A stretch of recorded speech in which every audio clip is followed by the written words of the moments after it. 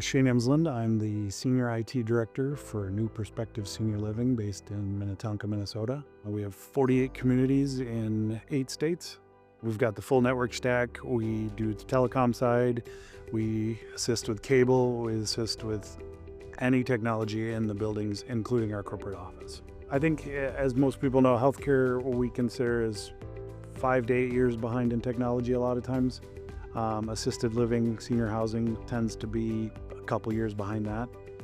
We made the decision when I came on board that we really wanted to go more enterprise level.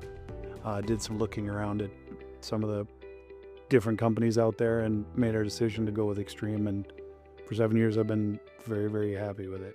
Some of the things that we're going to start playing with in Platform 1 was bundling, pre-configuring, things like that. Because as we walk into an acquisition, I'm not really allowed into communities or anything until day one. So the second they hand me the keys, then I bring my team in and we go, okay, what are we going to do to make everything work here? And so to have everything pre-configured or an AI that I can go, hey, set this up like this community, and it helps us build that out and cuts that time frame is huge for us.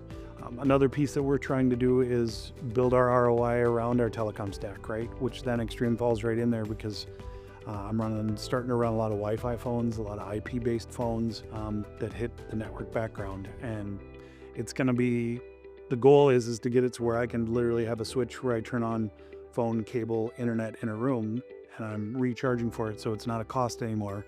It becomes an NOI item. The ability Extreme has given us to do that, to shift, but being able to segment all that out through our Extreme switches and everything has been quite a benefit to us.